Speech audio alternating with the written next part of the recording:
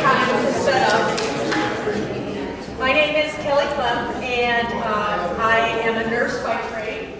I have worked for hospice for coming up on 28 years, and I've been a nurse for 38, which is code for I'm old. And I've been around a long time. It is probably my favorite presentation, not in terms of content, but in terms of audience, to be able to speak to what I consider probably the most important of the three domains that we care for when we're talking about end-of-life care, or just people in general, body, mind, and spirit. For a religious sort of background, I was raised Catholic. My mother was a nun for 4 years, cloistered, before she met my father. So, and trust me when I tell you, once a nun, always a nun. So, we had rosary at 5:30. We had vespers at, it was truly an honor and a blessing to be raised by a phenomenally strong and beautiful spiritual force that she was. She is now wreaking havoc on heaven spiritually, and taking numbers and making sure that we're all in check. So I made a significant detour back when I was 17. Being raised Catholic, you would have thought that I would have ended up at a Catholic university. I actually ended up at Oral Roberts University. And I was one of 17 Catholics on campus. I was so sheltered by my mother, because I went to Mount St. Mary's when they had a grade school, that I thought the only people that were in the United States were Jews and Catholics, that Protestants were in Europe. Okay? So when I got a rude awakening, or a beautiful awakening, an epiphany, as it were, when I went to Oklahoma, which is in and of itself a unique change from New York, and then went to Oral Roberts University. And I remember the first time I was saying my grace, and people at my table, I heard forks dropping, and tracts about, how the Blessed Mother was not real, were like in my plate. So it took me a long time. I had my plane ticket home, trust me when I tell you. But I learned something phenomenal in that process, and that was that I had no defense for why I believed what I believed, because everybody around me believed the same thing. So for me to say that it was the most spiritually moving event of my life, because I was able now to explain, and I became a pseudo-apologetic, because I had to be able to defend why. And what happened was there was this beautiful meld between us, that I was able to cite biblical content to defend Catholicism and the misgivings of what people think we do, like pray to saints and think Mary is greater than Jesus, and also at the same time learn about holistic, charismatic, fundamentalist, Bible-beating, beautiful, what it is to be spiritually grounded in the Word, and what a beautiful way to become a nurse, right? So I am blessed beyond measure, and that's why I love, because I don't get to tell that story to every person I come, every audience that I have, but I feel safe in the arms of you today. So my role here has sort of transitioned over time, and I currently serve as the educator and just run a fantastic department of two. And I also am the patient advocate. And while that might sound very lofty and sound like, I help people advocate for patients, what it really has sort of morphed into is the sounding board and or the punching bag for families who are not in the right line of thinking when it comes to hospice and end-of-life care. So I get a lot of complaints, a lot of questions, a lot of just sort of discussion, heated discussion around morphine, around, not seeking curative therapies and the like. Families come in because they're desperate, but then they start getting comfortable and they start challenging what we're doing and calling into question our treatments. So I serve, and education, you can see how that sort of aligns beautifully, because we don't actually hasten death. We don't actually subscribe to that concept or that theory, because we believe that suffering should not rely on death to relieve it. Suffering should not rely on death to relieve it. That we have the skill, physically, emotionally, and spiritually, to manage those physical, emotional, and spiritual pieces of suffering that people go through prior to them dying. So it's a beautiful opportunity, and I hate the word opportunity, but it's a beautiful job to have. I couldn't be happier. So I keep saying I'm going to retire. I don't know. I don't know if I will. But today, specifically, I wanted to talk about when it's uncomfortable. And this is not a presentation about conflict resolution. But we find ourselves as leaders, as people who are helpers, caregivers, pastoral in nature, clinical in nature, we find ourselves challenged a lot. And sometimes it's a very uncomfortable conversation. It's a very uncomfortable place. I could extend that into personal lives, right? The ex-husband, the mother-in-law, the stepchild, okay? The boss, right? The subordinate, the employee. This extends far beyond just clinical. So I'm going to keep it more general because I believe that it has application beyond just your day-to-day work and what we do here, okay? So trust me, this is not how to resolve conflict. This really is taking a look inward at ourselves when we find ourselves in uncomfortable situations, okay? And please, if you have questions or whatever, the PowerPoint is just a guide. I'd rather have dialogue at any point, okay? So Dr. Deborah Scott, who's our medical director here, always corrects me. I go, I've got this difficult family over and she'll say, they are not difficult. They are challenged, right? And I started to hate the word challenging really quickly because I had a lot of them. And what I really barreled down into realizing was that they're not challenging, they're hurting. People are hurting. Now, I have one disclaimer. There is 0.01% of the population that's just mean and ugly. And we're never going to fix that. And so we accept that for what it is. That they're just mean and ugly, and there's no amount of working on ourselves that's going to change that perception. But for the most part, I would say that 99.99% of people that we deal with who are coming at us, who are making our work, our life, our emotions uncomfortable, are coming in from a place of hurt. Okay? And that's where we need to start. It's our responsibility to start there, but it's hard to get there. The real challenge is not managing them, it's managing our uncomfort. So that's what we have to do. I was in counseling, this would make you laugh, for my first husband, which would indicate that there was more than one. And I learned this great therapy. It's called rational emotive therapy, and it is the basis for which I have managed my life, truly. So I look at the divorce as actually a good thing, because I learned this concept. And the concept is this, that every emotion, every feeling that you have, does anybody know this theory? Albert Ellis? Oh, good. Okay? Every emotion that you have is based on a thought. So when people say, I just can't help the way I feel, I say, you can.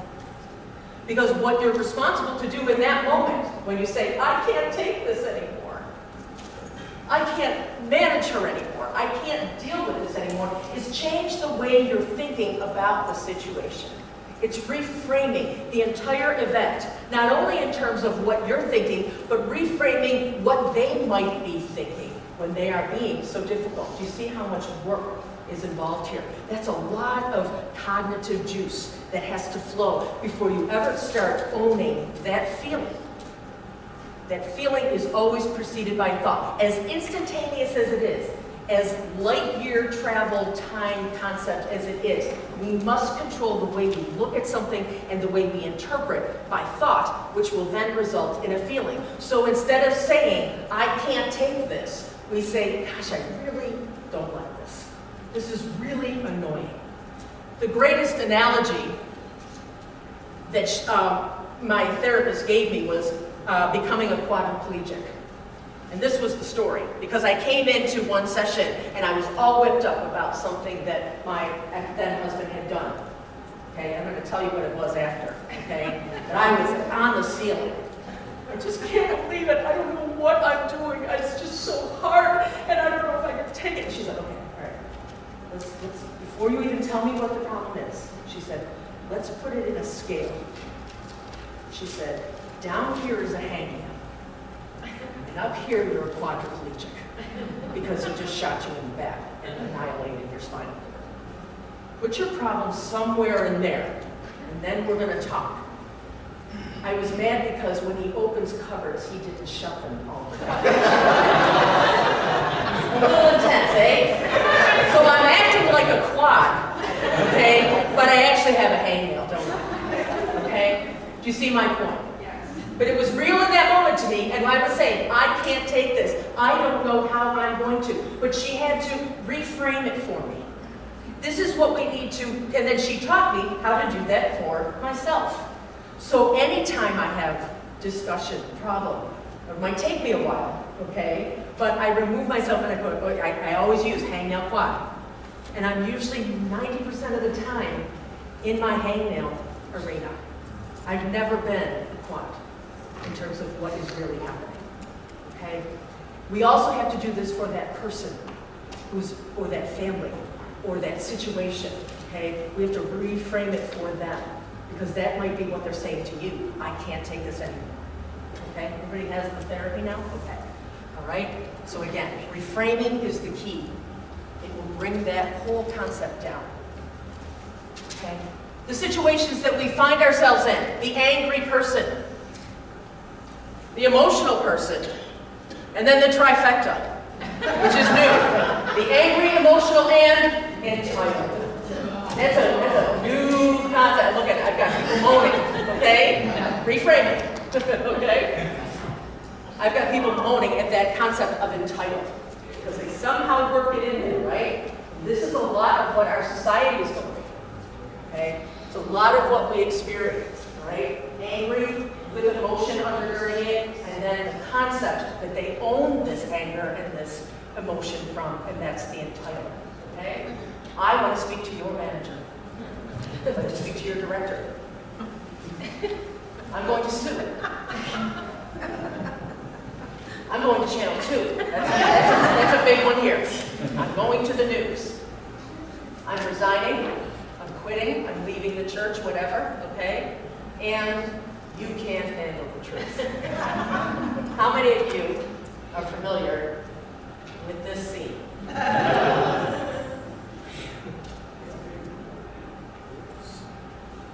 Volume. Hold tight. Nobody can answer you.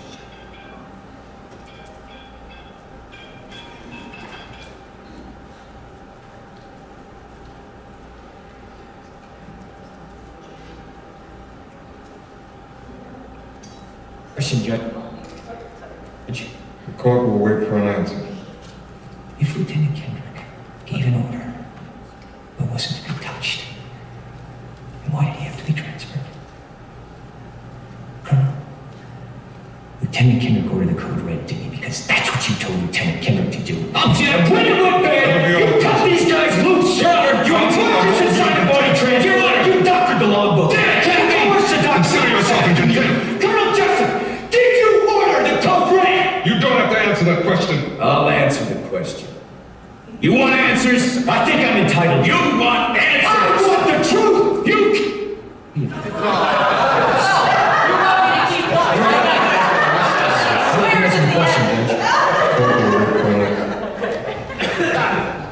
I want answers. I want the truth. I think I'm entitled. You could even see the seething anger in their face with the clenched jaw. Do you know neither one of them won an Academy Award for that, and everybody's still shocked. Okay? But this is what happens. Because who's right in this situation? If you know the story, Colonel Jessup, okay, Jack, he ordered a code red, which was basically the removal of a soldier. It's murder, it's death, it's wrong. But if I played this on, he would have a rock-solid defense as to why he had to do that. That sometimes people lose their lives in order for the greater good, to defend the nation. Look at what's happening right now. But you have Lieutenant here, McCaffrey, who is also in the right. And sometimes we have to recognize that maybe there is a truth in the middle that is right. But each person at that moment, in that juncture of anger, is not going to get there. And that they're vehemently passionate about why they believe they are right. So when someone comes at us and says something that makes us uncomfortable, we have to first acknowledge that they think they're right. They are not attacking me. They are just defending what they believe is truth. So again, that cognitive, juice needs to start kicking in, where we're starting to reframe. Why do they think this? What is their background? What is their perspective? And what is mine? And how do I get to resolve this and recognize that the rightness is not the issue? The rightness is not the issue because it's fueling this anger. The issue is, how do we both address that we have mutual passions about what is happening, and how can we get to resolution? There are absolutes. There are rules and policy and law, okay? And Colonel Jessup, as right as he was, still gets arrested at the end. Sorry, that's the spoiler. Okay? But we have to recognize who is in the right, and that rightness is what's fueling this emotion. And how can we, as people who are supposed to be above this, we're supposed to be the cooler, calmer, thought-provoking people, how do we rise above that and get to that point? Okay? So this is what I use. Okay? I always consider the space. Did you notice that McCaffrey, the younger one, okay, was standing over Colonel Jessup, who was sitting? It's a very vulnerable place to be. If I did this entire presentation here, you would be like, okay, I can't take this anymore. It's very vulnerable to be lower. So when we go into hospital rooms, pull that chair up. Even if it's good news. Even if you're there to pray. Even if you're there to just deliver information. Pull up the chair, okay? You also have to make sure that the conversation, if it's a difficult one, if they're coming at you or you have bad news to deliver, that it's happening in a private conversation, in a private setting. Has to be. It is so hard because that emotion can get a handle on us, get a hold of us, and there might be people, stragglers around, or somebody who's in earshot. We owe it to ourselves, and we owe it to that person to create a space that is private, but not so small that you feel constricted. There needs to be space. If your office is not spatial, then find a place. So many of us make that mistake. And what else do? We put the desk between us, right? So all of those spatial considerations must be present. Okay? We have to make sure that we can think clearly by turning off the radio, phone, put it on Do Not Disturb, take it off the hook so it doesn't ring. If you don't have that, put your phone on silent. Ask them to put their phone on silent. And while you're doing all of these things, do you know what's happening? Anger is dissipating. It really is, right? You've at least put a pause on it.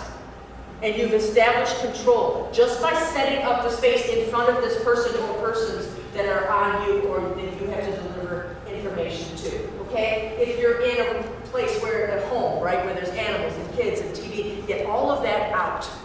Manage that, okay? If you are not able to meet in your office, okay, it's a good thing. Because in the office, right, you're going to have future meetings there.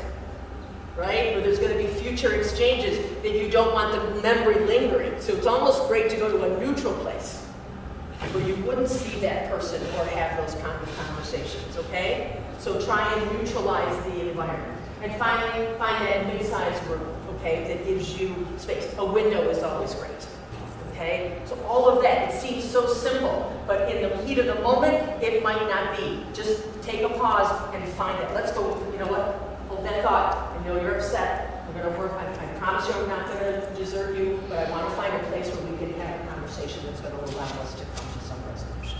Okay? And then they wait and it dissipates. Okay? The other message that you need to consider in terms of space is sending the message that you're in charge. Okay? You're the one who's right in control right now. If you're using this therapy, you are the one who's in control. Okay? And so, if you're standing, you need to consider how you're standing, how you're positioning yourself. If you're in control and your feet are together, that's a very unstable place. How many have heard me talk about this before? Okay? When you want to be in control, you do this. You've increased your surface area. You stand shoulder width apart, you're much more stable. It also sends a message to the person that you are speaking to, right? Watch this, okay? So ask me, where did you learn all this? Well, actually, what I want to say, do you see what happened? Okay, it's almost militaristic in a way. It's almost like, I got you. I'm going to tell you something, and I'm rock solid in what I'm saying.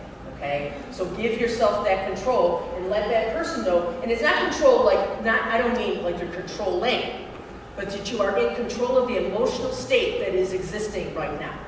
And people will feel safe in that, right? When you have a baby who comes out of the womb, right? Right? They're all freaked out and frenetic. And then that no-net linebacker nurse comes in, right? The one, right? The one who's worked in L&D for 40 years, right? Nobody gets Christmas off because she's always, got the one, right? And she takes that baby, and what does she do? Swaddles, flips, and what does that baby do 2.2 seconds later? Sleep. People want to be controlled. You'd be surprised.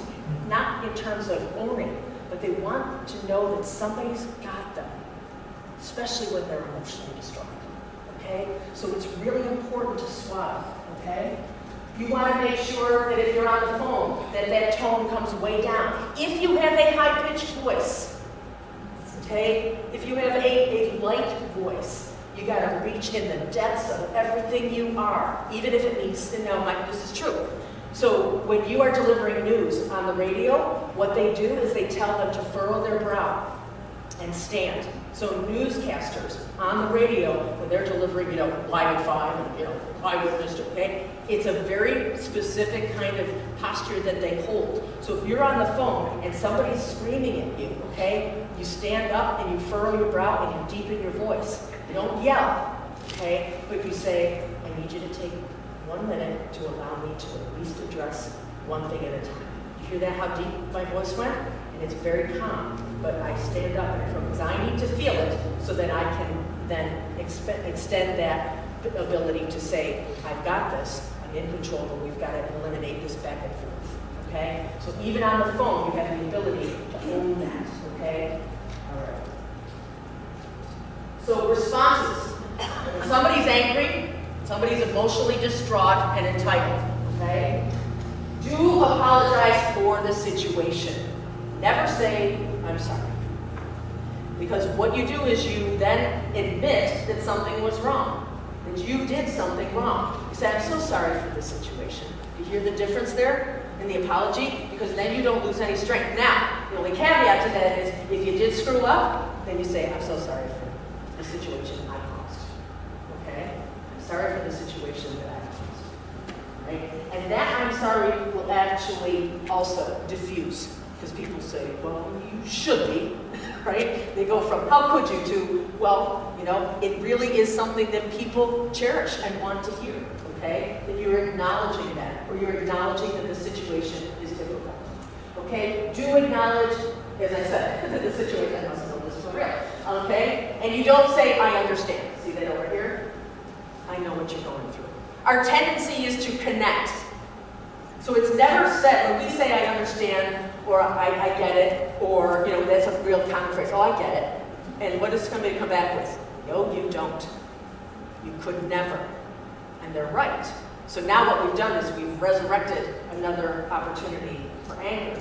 So what we say is, I can't imagine, because that is a true statement. I can't imagine what this must be like for you, okay? I can't imagine what this must be like. Relist the issues to assure understanding, okay? And don't sit there and record and then read, but try and hang on to the main points. They might give you 15 details for each point, but try and hang on to the main things and say, okay, so let me get this. I want to make sure that I'm getting everything. That makes people feel heard, okay?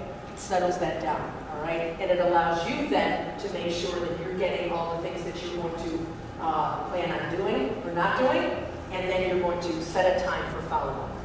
Give me time to look into this, this, and this. I'm going to give you a call in 2 weeks. Does that work for you? Okay? Everybody get it? So now the person leaves feeling like there's something that's going to be done and that there's going to be follow-up. All right? Avoid apologizing for doing something wrong if you did not. saying I understand, assuming you will remember the details. Okay? Be careful. Those details are critical, all right? Because they will remember them. All right? So after the meeting, or you might even say, if you don't have a good memory, would you mind if I write these down?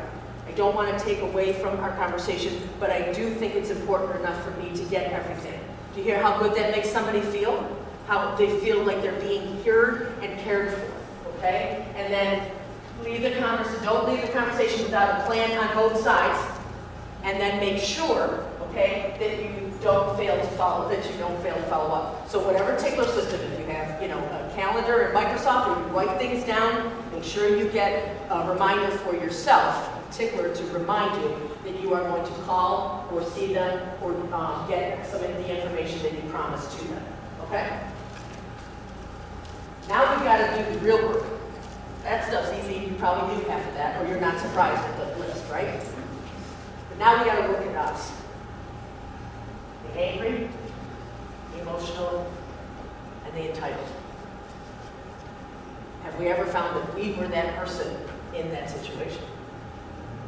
When somebody brings something to you that they're angry about, and they're emotionally distraught about it, and they feel entitled, do you question whether you feel the same?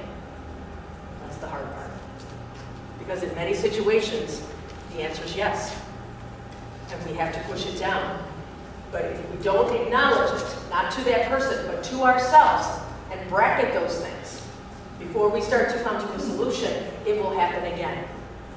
And it's okay to be angry, it's okay to not like that person and not do, as long as we don't act on it. But we have to acknowledge that that's where we sit. Does our title give us entitlement?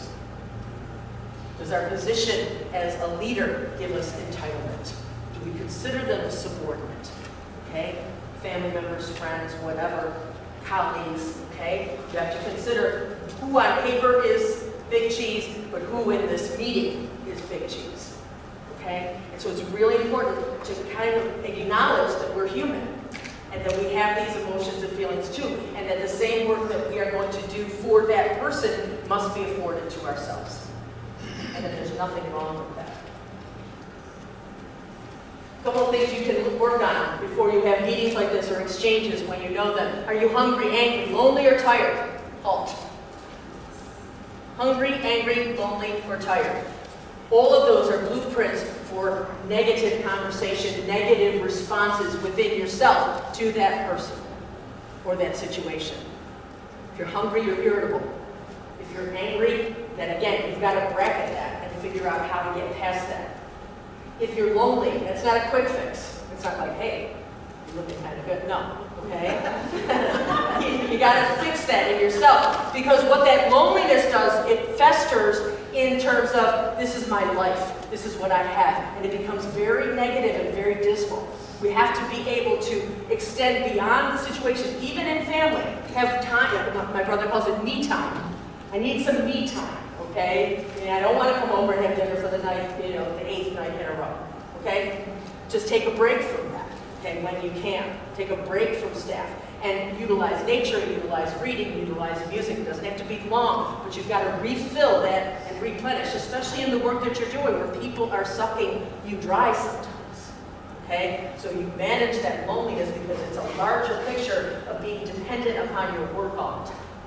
Okay? And if you're tired, we all know that our irritableness, our inability to think clearly and to put things into perspective, to reframe for ourselves and for that person is going to be much more challenging when our brain is not at full rest. Okay? When do you quit? Like, how many of you have been in a situation where they're going over and over and over the same, and your list is, like I said, you're probably not going to have to write this down because they're going to say it 4, 5, and 6 times. You have control over that too. You have to make sure that you understand that at some point it becomes ineffective. And so you want to recognize that when you're on the 3rd time that you're hearing their complaint, you're okay to say, here's what I want to say. Okay? You're okay to actually stop them. You've given them 3 opportunities. We love 3. Okay? Act like a shrink. All right? When you go see a shrink, guess what they do? They tell you that the session is 50 minutes long. And you might be right in the heat of something and they go, time is up. And you don't feel offended or like they dropped you off of a cliff because you knew it was 50 minutes long. So start out the conversation, even if they have a lot to say, and say, I've got about 15 minutes or so, or I've got about an hour, or have about a half an hour. Give that time frame and get that out first, so that you can then recap and recover so that they don't feel that they're high and dry. Does that make sense? Make sure you give yourself that out, or this could perpetuate and perseverate for hours on it. If you only have 15, give them 15. If they don't think 15 is enough, reschedule. Reschedule. Okay?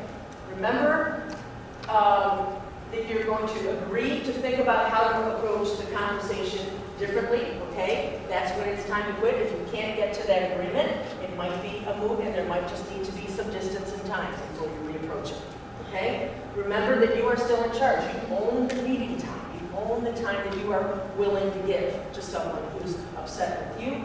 Resolution takes time. It might take more than one meeting. And the pop bottle theory, you know that, right? You shake the pop bottle, right? Sometimes if you open it all up, it explodes. Maybe they give you a list of 12 and you say, you know what? Let's talk about these 3 today.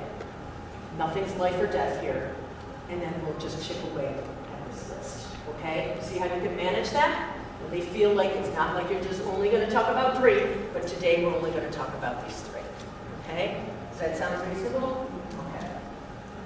When there's a lot of emotion involved, okay, you can let them vent for a while without interrupting or recording it. Don't worry, they'll say it again.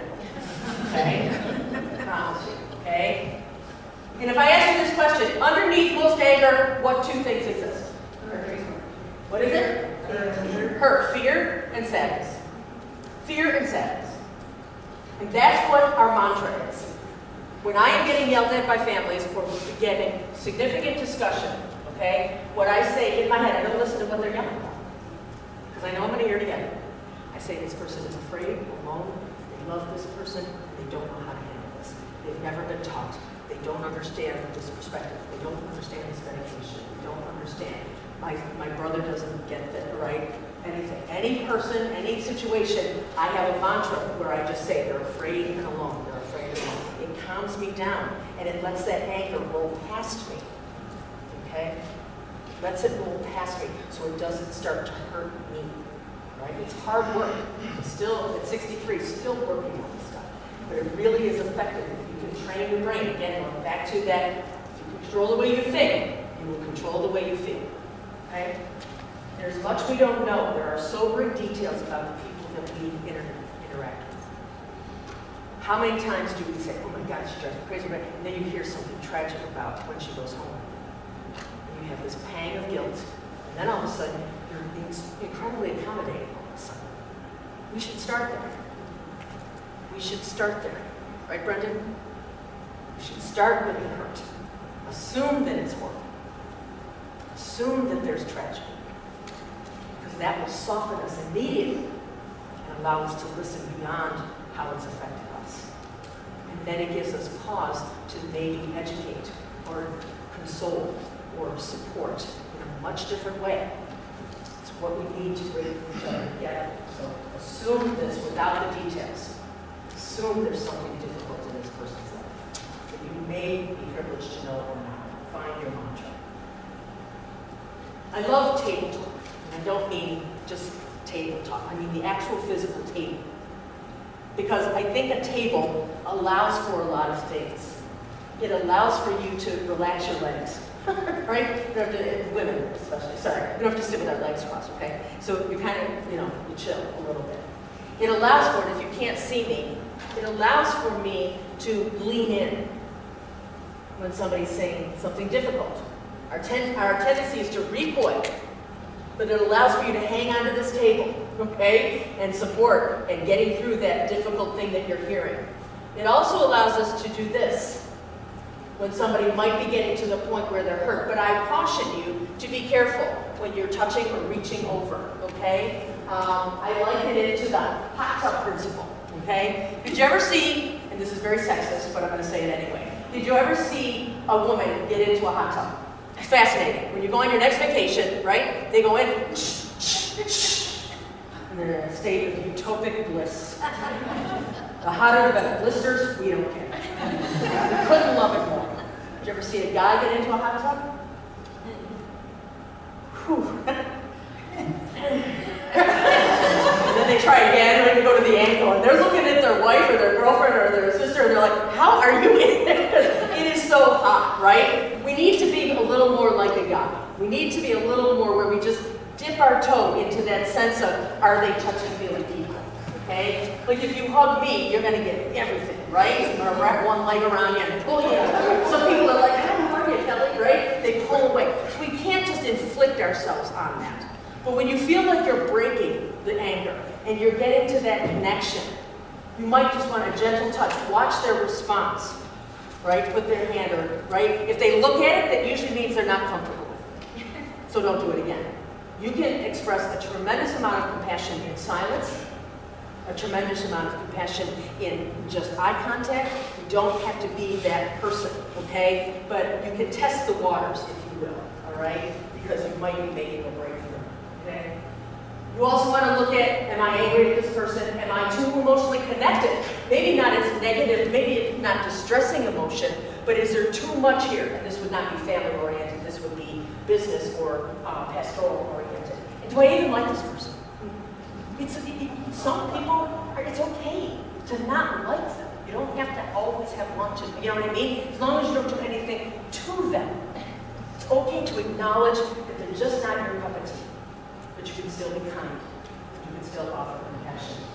This is the professional approach to people that we need to bracket this, okay? Our own emotions when we're dealing with this stuff, okay? When you're being told something unpleasant, when somebody attacks you verbally, or questions your integrity, or your motive, or your purpose for doing what you did, okay? Are they really trying to hurt me? This is what I ask myself. Did they plan this? Was it calculated? Could there be truth to it? Have I looked at it from a different perspective? Have I looked at it from their perspective? How am I being perceived? You can't see where you stand. It's a Chinese proverb, which is true all the time. You can never see where you stand. So you have to rely on people's interpretation sometime of what you might do. You might think you're standing on something solid, but they might say, actually, I've got this to say, this to say, this I feel, and this sometimes your face does this. We have to own some of that. We can't completely understand how we stand in front of others. Am I comfortable disagreeing? We've lost this art. We've lost the art of being able to respectfully disagree without it coming across as caustic or judgmental. It's okay, it's healthy and good to give a perspective with compassion. That's what disagreeing is. I have a different perspective and I'm going to offer it to you with compassion, recognizing that I have an innate right to do that and sometimes a responsibility to do that. Can I put my head on a pillow and at the end of the day fall asleep? That's the goal. You can do that. All else is easy. You know that your motives were pure. You tried to articulate that. They still didn't understand. They still couldn't get past it. You can go to bed at night and say, I did everything I could. That is our only control that we have, is what we can do. Yes? Do you have any suggestions? I'm looking at the second bullet point of, did they plan this? Yes. When you know that someone has been working on something or trying to work on you, Yes. do you find it's best to name that head on? Like, I feel like this may have had XYZ attached to it? Yes. Excellent point. Because some people are calculating, right? And some people do work their way into setting this up, okay? What I would change in your perspective, and I absolutely think you called it out. That's honest and true. If we're going to get to it, we got to get to it, right? But I would change I feel.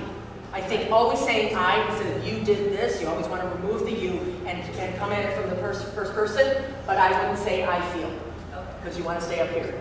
You want to say it seems as though. You hear the difference there? It seems as though this was something that you have been working on, and I want to make sure that I have clarity of thought and that I'm approaching this in the right way. You own how you're taking it. So they may never admit it, but you're saying, I want to make sure I understand, because I can't get to here unless we acknowledge this. But it's all on you. That's what that person needs to feel, is that you're taking ownership for the way you're thinking and looking at this. It takes a lot of work, but that's how I would change that phraseology. Words matter. Words matter in a big way. Not just so much for what they hear, but for how it reframes it for you. Okay? So it seems as though instead of I feel. Okay? Can I put my head on a pillow? Yeah, well, we should. I can. Okay? When you have to just part ways, you sever the relationship. Okay? There's nothing spiritual about that. It's just agreeing that this relationship cannot continue. In our world, it's when we terminate somebody, or when we say, we cannot continue to care for you because you've got 5 Rottweilers that you won't put away, and our nurses admit, you can't continue to go into the house. Okay, so you have to end your time in hospice if you don't want to put those dogs away when you come to visit. So, angry and entitled people, if you're short and to the point, that's what you need to do. If they're coming at you, you need to end it quickly. You don't have to stand there and get beaten up. But it doesn't need to be void of compassion. If you fire somebody, if you end a relationship, just because it's going to be short to the point does not mean it has to come across as angry, okay? If the emotionally distraught person is in front of you and you're ending the relationship, give them 3 takeaways. Here's what I want you to know. Even though this is going to happen, I want you to know and find 3 good things to send them on their way. You will feel better because you're not going to enjoy having this kind of conversation, but you will feel better about it, okay? Or the Oreo cookie. Do you ever know the Oreo cookie method? Say something good, hit them with the double stuff, and then give them something at the end so that they leave feeling like their dignity was intact, okay?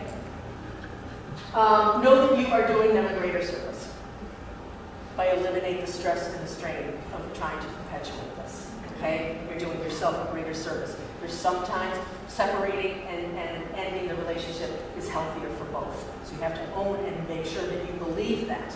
Okay? And the bargainer. Always leave a little window open. You might be determined to say, we're going to terminate this patient, we're going to end this relationship, or this is not going to, and they might come up with a solution that they hadn't said. Or you might hear something in their voice that says, maybe this isn't the right way to go, okay? Now notice I have something, not a love slop heart, okay? This is another Albert Ellis theory. You can't just want to be the nice guy. We all love to be loved. We all love to be needed. We love to be the person that everybody talks about and says, how great. If you keep people in your life or in your organization or in your flock, okay, that you know are not good, but you don't want to hurt them because you want everybody to love you, that's not what we're talking about here. But if there's something, if there's a light or a window or something in you intuitively says, maybe if we try one more time, be open to that, even if you come with the papers that are saying, we're not going to do this anymore. Does that make sense? Okay? But don't do it because you don't want to, feel badly. Okay, or have somebody say that you were, not nice. You don't have to. Okay. The true spiritual, consideration is very simple. Spiritually, what are we called to do? You want to talk? I laugh when I see all these conflict resolution PowerPoints and conferences that you can go to, and how to get team building back in your organization, and and we sit around and we hear all these things, and all we need to do is put up one slide. Do you want to? It's pretty simple. Save a lot of money and a lot of time. If you just approach it from that, how would I want to be treated? What would I want to hear? What would I want? Would I want honesty? Right? Do I want the details of what might not be a good, characteristic or situation about me? Would I want to know so I would not do it again? The answer is yes. So on both sides, we have a responsibility to own it when it's us and to communicate it when it's them. We can all do it with compassion. Okay? Forgiveness. Forgiveness is a very important concept here, even when it doesn't work out. And that's the biggest piece about forgiveness therapy that people don't understand, is that when you forgive, it's not synonymous with reconciliation. It is with, the Catholic faith, they call it reconciliation. But it does not require us to forgive someone and then start having lunch with them again, or to go down the aisle again. It simply means that we have acknowledged that someone is inherently good and something went awry. My ex-husband was born inherently good, and something went awry, and I said, I acknowledge that. Something went awry, but I believe in the inherent goodness of every human being. So all that, and that's the freeing part of forgiveness. So it doesn't require us to reconcile. It only requires us to recognize that people started out inherently good, and that all the stuff that happened is what turned that off on its heel. Okay? So that's what forgiveness therapy is. It's our work. Okay? It's not the person, it's not the perpetrator or the person who injured you's work. It's yours. Okay? So in summary, questions to ask yourself before, during, and after an exchange. How is my space? Is there privacy for all? Am I hungry, angry, lonely, or tired? What might they be going through? Is there a way to change their perspective? Reframe it. Should I change mine? Do I need to reschedule this meeting? Am I treating them the way I would like to be treated? And do I believe that the person across from me is inherently good? That's the list before we even open our mouth. I hope this was helpful. I appreciate your attention, and I thank you for being here.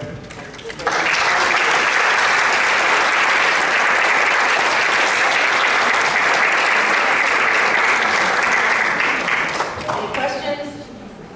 Yes, ma'am. Kelly, are we able to have a copy of this? Sure, I can send it to whomever, who will send it to Renata. Yeah, we'd love that. I think that how many other people would like that? Okay, certainly. Definitely. Thank you. Anything else? All good? God bless you.